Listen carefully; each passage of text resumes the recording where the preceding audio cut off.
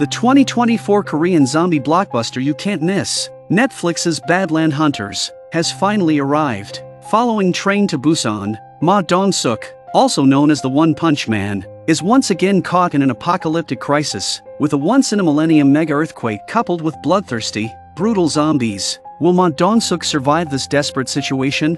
The story begins with a deranged doctor who, in an attempt to save his daughter, conducts horrifying human experiments. However, the police soon discover his madness and put a stop to it. Just as they are about to take him away, an unprecedented mega-earthquake suddenly strikes South Korea. Countless buildings collapse in an instant, leveling the entire city of Seoul. 3 years after this apocalyptic collapse, the order of the nation no longer exists, leaving only a few lucky survivors. In the middle of a ruin, a man with a bow and arrow is searching for resources. Unexpectedly, a crocodile appears, a rare delicacy in these end times. To increase his lethality, Ji-won lights his arrow on fire and accurately strikes the crocodile in the eye. After a struggle, the crocodile stops moving. Ji-won thought it was done, but in the next second, the crocodile came back to life and approached him quickly. In fear, Ji-won quickly hides in a nearby car. At this critical moment, a man appears, effortlessly dragging the crocodile away with one hand,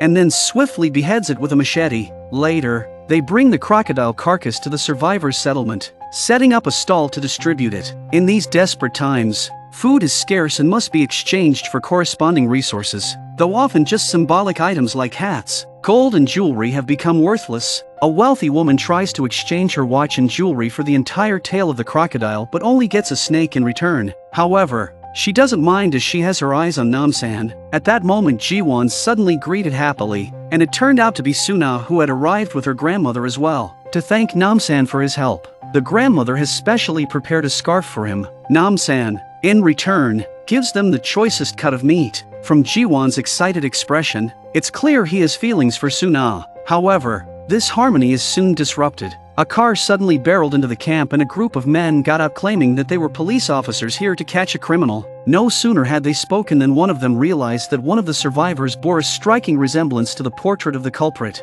and without hesitation ordered his subordinates to take him away. He was going to take the rich girl with him. Clearly, these are not police but end-time bandits who use any excuse to abduct people, revealing their brutality if anyone resists. Suna catches the eye of the gang leader, who, seeing such a young and beautiful girl, naturally refuses to let her go. Suna tries to leave but is forcefully grabbed by the gang. At this moment, Ji-won couldn't hold back any longer. He rushed over and punched the gangsters directly. Outnumbered, Ji-won is quickly overpowered. Seeing Ji-won being brutally beaten, Namsan, who initially didn't want to cause trouble, is forced to intervene. As a former boxer before the apocalypse, these thugs are no match for him. Namsan quickly ends the fight. The last thug tries to resist. The defiant leader picks up a knife and attacks Namsan but is quickly subdued again. From his mouth, Namsan learns their boss's name is Tiger. Namsan happens to know this Tiger, a former boxer, but also a defeated foe of Namsan. At this moment, Namsan notices the pure water at the gang leader's waist. Namsan is surprised to hear this, as clean water sources are extremely scarce after the earthquake. They had searched many nearby places but found none, yet the leader mentions it's in a hidden location. Upon hearing this, Namsan does not trouble him but instead reveals his own name and asks him to relay a message to Tiger. Upon learning Namsan's name, the leader scrambles away from the camp in fear. Namsan's brave actions once again capture the wealthy woman's heart. However, he finds her somewhat repulsive and quickly decides to leave with Ji-won. Before they reach their home, they are visited by a woman accompanied by several strong men, all impeccably dressed as if from another world. Suna explains that they are not bad people. The woman was her teacher before the apocalypse. It turns out they have established a safe zone in Seoul with sufficient water and food, protected by armed personnel. Their primary purpose is to find families with teenagers, as youths represent the future of humanity and must be protected. Namsan is skeptical, questioning such good fortune. However, the grandmother, weakened by age, cannot resist this temptation. For her grandmother's sake, Suna reluctantly agrees, but Namsan and the others don't qualify for the safe zone because they're not immediate family members. Thus, after living together for 3 years, they decide to part ways. That night, these men took them towards the safe zone, and on the way, they met another group. They all came from other camps, and are families of survivors who have children. Among them is a girl named Ju Yi, about Suna's age. who approaches her cheerfully. They're all grateful to be out of a tough life. Due to the long journey, Suna's grandmother is already exhausted. The teacher immediately suggests sending the two elderly to a nearby medical station, as the journey ahead will only become more challenging. Everyone agrees, not suspecting anything amiss. Little do they know, this parting would be their last. Within a few steps, they saw a car coming to meet them, which made Suna suspicious for the first time, because so close to the journey could have taken the old people with them, but everyone had traveled a long way and the children were tired and hungry. They all wanted to get to the safe zone as soon as possible, so they didn't pay attention to what Suna said. Moreover, the teacher promises to send for the elderly the next morning. Thus, they board the car headed for the safe zone. The two old men who were taken away didn't realize the danger they were in. After they arrive at their destination, they are greeted by nothing but ruins and a deep, bottomless cliff ahead. There is no medical station at all. Just as the elderly realize something is wrong, a man from behind pushes one of them over the edge. Another man stabs the grandmother in the back. This scene was just seen by Ji-won, who came to the scene. They were still worried, so they followed them. Seeing his cover blown, one of the men immediately pulls out a gun to shoot, but Namsan's machete flies towards him. As another man charges at him, Namsan takes him down with a bow and arrow, but by this time, Grandma had stopped breathing. Moreover, both men, despite such severe injuries, did not die. They pulled out the weapons embedded in their bodies. Normal humans couldn't possibly have such resilience. Before they could react in shock, one of them charged at Namsan, and the other rushed towards Ji-won. No matter how many times they were knocked down, they stood up unscathed, seemingly impervious to pain. Ji-won, struggling, finally managed to capture the man, only to see him sever his own leg to break free. Ji-won watched in disbelief as the one-legged man charged at him. At the crucial moment, a strange woman suddenly appeared, quickly subdued the man, and even chopped off his head. Meanwhile, Namsan had pinned the other man against a wall, but just as he was about to ask who the woman was, the freed man charged at them again. Fortunately, the woman acted swiftly, throwing a knife to stop him. Namsan quickly followed suit, learning from the woman, and decapitated the man. It seems even the most formidable monsters can't survive without a brain. After burying the grandmother, the next day arrived. They learned from the woman,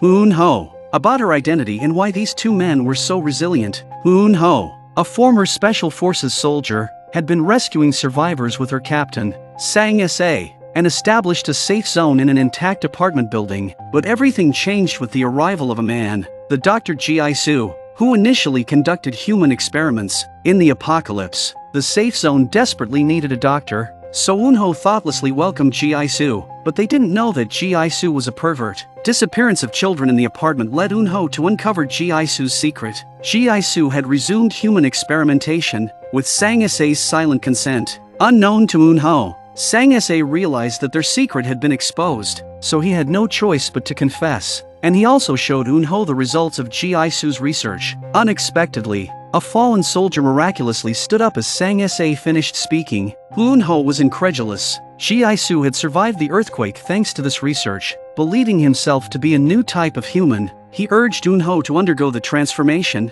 arguing it was the only way to survive in the current situation. But Eun-ho denounced Ji-soo as a complete madman who treated children's lives as worthless. As Eun-ho nearly lost control, two soldiers quickly restrained her. Thus, former comrades became enemies. Eun-ho, breaking free, tried to shoot Ji-soo but was stopped by a gunshot from Sang-sa. Injured, Eun-ho had no choice but to escape through a window, to rescue her comrades in the dungeon and the survivors in the apartment. Eun-ho sought out Namsan, hoping for his assistance. No wonder they were searching for families with children. They intended to continue using the children for experiments. Hearing this, Namsan instantly understood, his greatest concern now being Suna's safety. Ji-won, even more anxious, wanted to head to the apartment immediately, but rash actions would only complicate things further, especially since the apartment was heavily guarded, armed with weapons and individuals with superhuman physical abilities. Seeing the bottled pure water on the mutated bodies, Namsan quickly formulated a plan,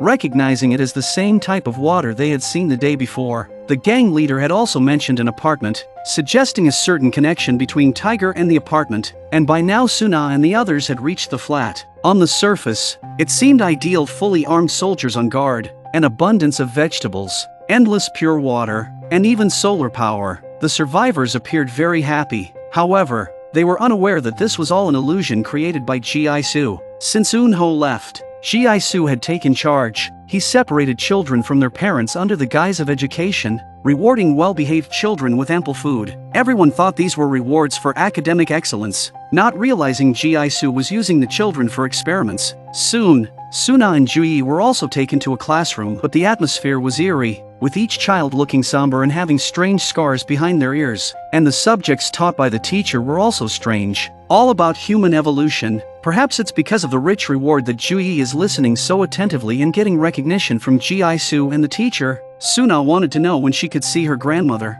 only to be told that her grandmother was seriously ill and needed a few days of rest at the medical station. But her grandmother was fine. Why would she fall ill? This and other oddities made Suna, already skeptical, more uneasy. She refused to drink the water provided. Meanwhile, Namsan and others, seeking to understand the connection between Tiger and the apartment, went directly to Tiger's den. Tiger's gang and another gang were playing a fighting game with the captured survivors. Due to a disagreement over a lost game, the two gangs immediately started brawling. They stopped only when Namsan arrived. Seeing Namsan, the man who had defeated him before, Tiger was instantly enraged. Both gangs united against Namsan and his companions, but they were no match for Namsan. No one could withstand a single punch from Namsan, not to mention the fact that there was also a special forces soldier with good skills. Ji-won took the opportunity to rescue the captured survivors. Soon, all the henchmen were subdued, leaving only Tiger. The two old rivals faced off again,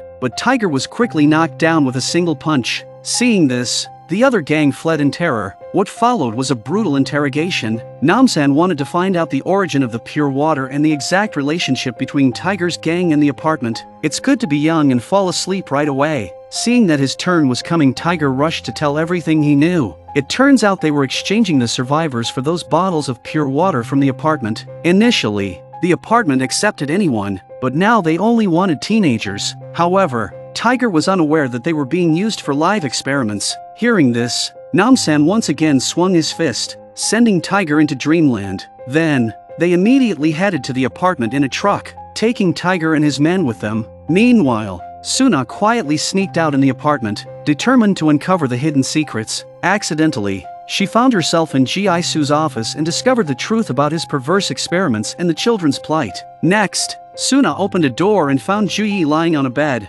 already a subject of Ji-Su's experiment. Suddenly, footsteps approached. It was Ji-Su, accompanied by Ju-yi's parents. Seeing Ju-yi in that state, they thought she was ill. Ji-Su explained that Ju-yi was undergoing transformation, even showing them his half-transformed daughter. The couple was terrified. They tried to take their daughter away but accidentally disrupted Ji-Su's experiment, causing Ju-yi to have a severe reaction and tragically die on the bed. Ji-Su, furious about his experiment being ruined, killed Ju-yi's parents without hesitation. Suna, hiding in the corner, witnessed the entire scene but accidentally made a noise, alerting Ji-Su to her presence. Thus, Suna was tied to the bed, replacing Ju-yi in the experiment. From Ji-Su, Suna also learned about her grandmother's death, but before she could grieve, Ji-Su slit her throat. At this moment, Namsan finally arrived at the apartment. Their plan was to have Tiger pretend to deliver people to Infiltrate, but the soldiers at the gate grew suspicious as it wasn't a delivery day. Left with no choice,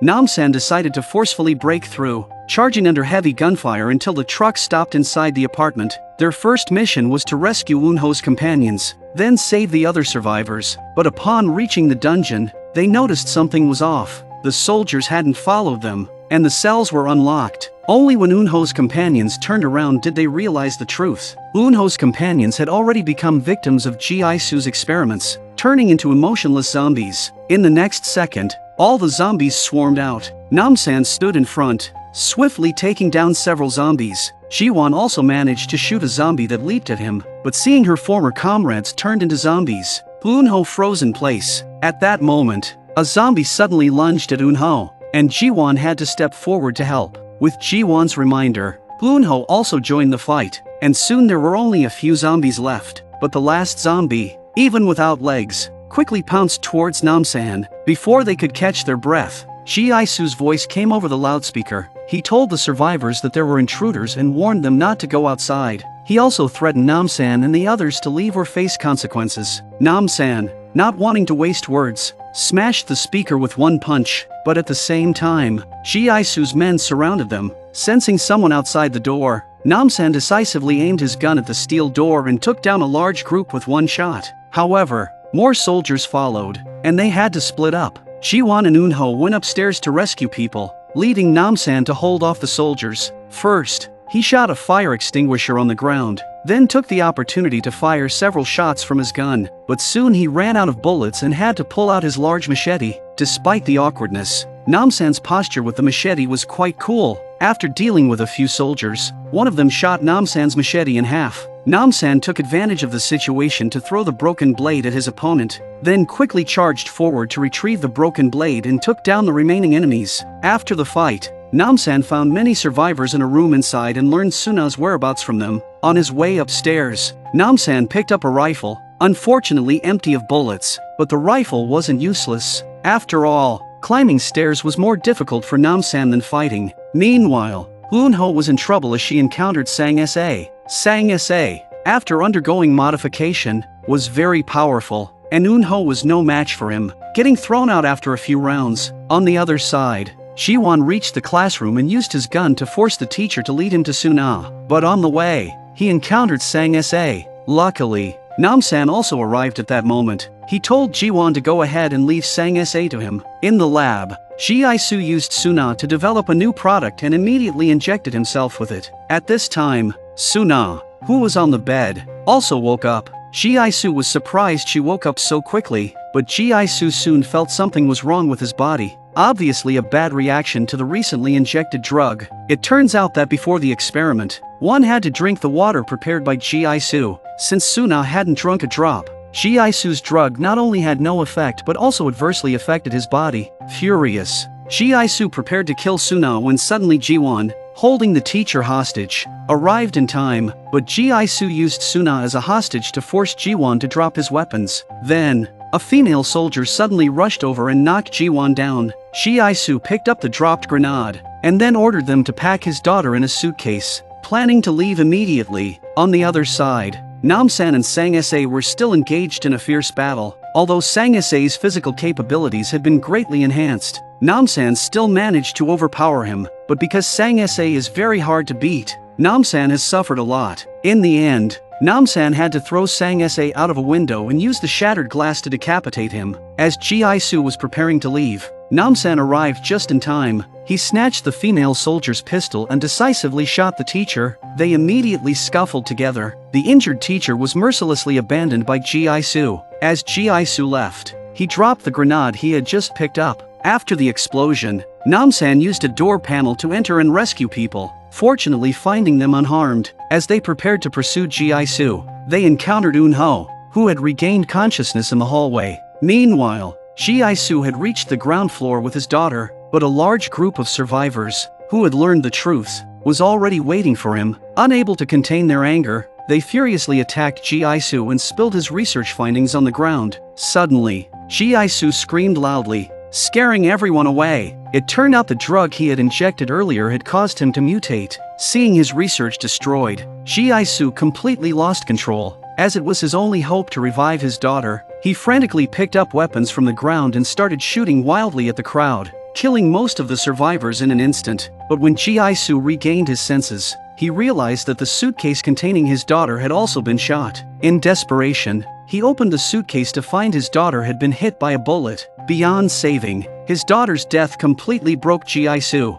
and his body's mutation worsened. At this moment, Namsan finally reached the ground floor, only to be greeted by Ji-Su's insane shooting. Soon, Suna and others also arrived. Suna's words once again made Ji-Su break down in tears, believing everything was their fault. He prepared to go on a killing spree. Fortunately, Namsan acted in time and shot Ji-Su, ending his twisted life. Although Ji-Su was not a good person, he must have been a good father. With Ji-Su's fall, the sky surprisingly began to rain, which had been long absent. In the final scenes of the movie, they returned to the initial camp, and in the camp, the wealthy woman finally mustered the courage to confess her feelings to Namsan.